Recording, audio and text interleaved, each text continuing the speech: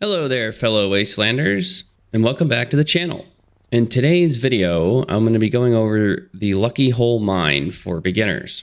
For those of you that are unaware, it is a place on the map where you can collect quite a bit of lead. And if you are just starting out, knowing this location will vastly help you keep up your ammo reserves. In preparation for this video, I went ahead and used up all of the lead that I currently had on me. So as you can see on the screen, I only have one lead. So by the time we get to the end of this video, we'll be able to tell how much lead I was able to pick up with just one run through this mine. Lucky Hole Mine is located in the southeastern section of the map. It is just southeast of Foundation and just west of Watoga. Once you spawn in, you'll want to head straight to the little brown barn there that you see in front of me. It's a little bit further past and actually on the left. Usually there's some cultists here, so you're going to need to make sure you take those out. And there are cultists throughout the mine, but it's nothing super crazy. Usually they're in packs of 2 or 3. So as long as you're smart, you can easily take them out. Once you have cleared around the entrance, approach the door next to the Danger Abandoned Mine Keep Out sign and enter the mine. Once you have entered the mine, there is almost always a couple cultists at the very entrance to the cave, so make sure you take your time and take them out. There is occasionally a couple of rad roaches here too, which aren't a big deal. This place can be a bit of a maze. The best way that I can explain is just keep heading down and occasionally looking left and right.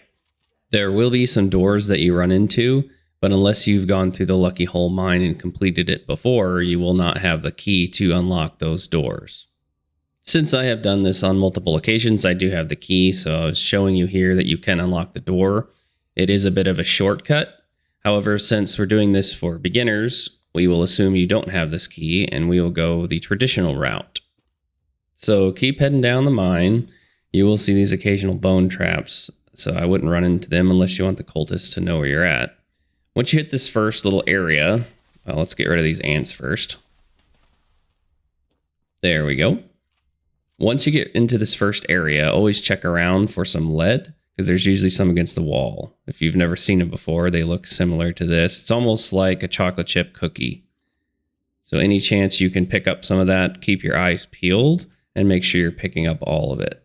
I usually take my time and look all around the walls, especially with the flashlight, to see if I'm missing anything.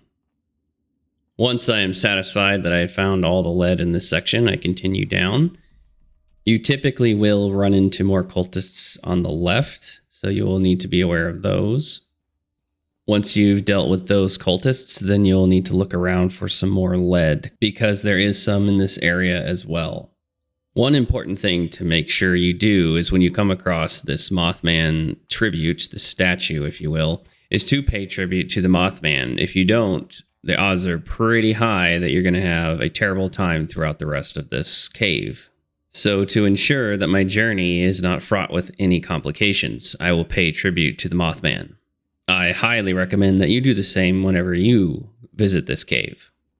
From here, we will continue our journey onward down the cave, looking left and right pretty consistently to see if there's any potential lead deposits on the wall.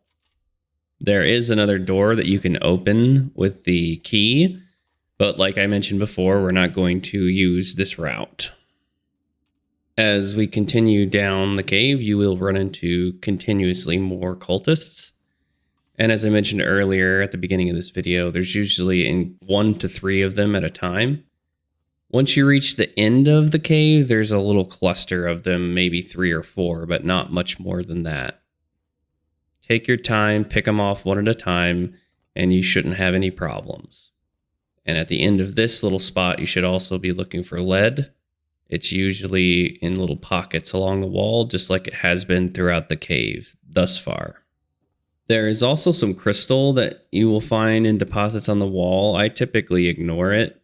I don't have much use for crystal, so I am always looking for lead, and I ignore the crystal veins. But if you are in need of crystal, the Lucky Hole Mine is also a decent place to find some. There is a convergence point in this cave where multiple tunnels meet, and this area is denoted by a metal set of stairs. In this little opening, there's usually 3 to 4 cultists hanging around, so make sure you keep your eyes peeled for them. At the end of this opening, there is a pulpit, and inside of the pulpit, you can find the Lucky Hole key, so make sure you pick that up.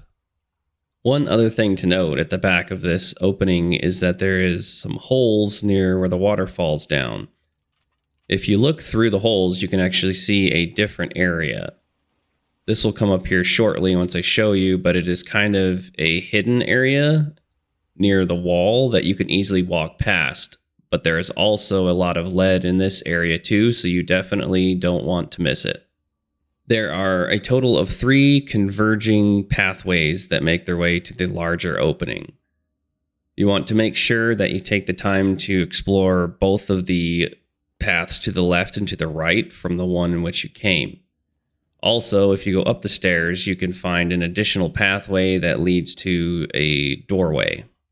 This is the doorway that we could have used had we had the Lucky Hole key, and it would have taken us straight to this convergence point.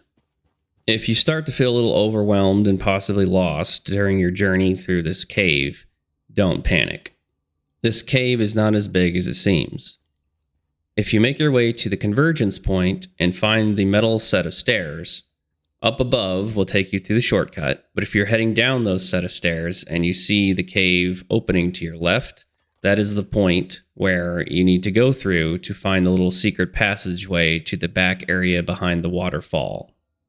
The opening is covered with a little bit of foliage, so be aware that it can be tricky to see.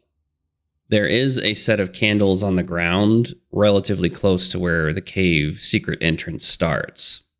So keep your eyes out for those candles, because it will be a good indicator that you are coming near the secret opening. After you have run through this cave a few times, it will become easier and easier to locate this secret passageway. Once located, work your way through similarly to how you did throughout the entire cave. Look up, down, left, right, along the walls, and even behind you on occasion to see if there's any lead deposits that you may have missed. At the end of this little secret passageway, there is another opening with a little bit of water up above, and there is typically a cultist that is hanging out down there as well. I have had a few spawn instances where he wasn't there, but most of the time he is. And he is almost always by himself. I don't recall ever seeing more than one person.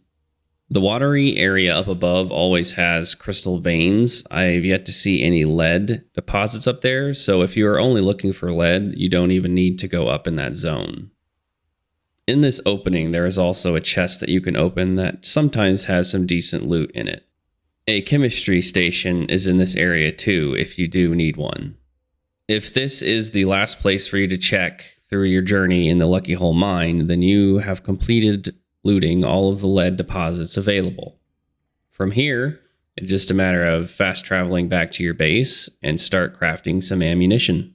And while I am not going to cover crafting ammunition in this video, I will say that the perk card Super Duper Ammo Smith, as well as the legendary perk Ammo Factory, are a must if you're going to try to maximize the amount of ammunition you can squeeze out of the lead that you just collected.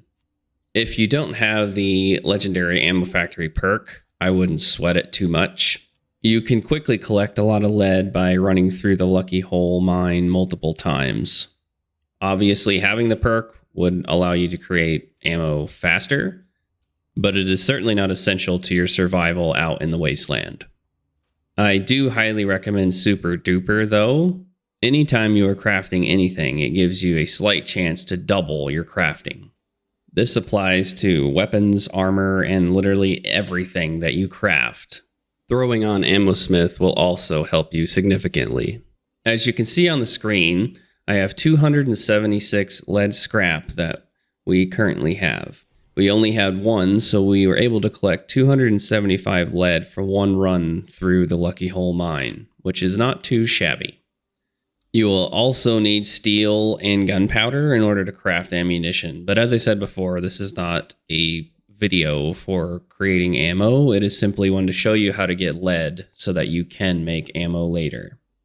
Hopefully you found this video very helpful for those of you that are trying to find lead and having struggles with it.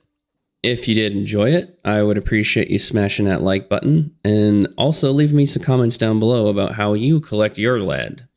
Thank you for checking out the video, and I look forward to seeing you out in the wasteland. See ya.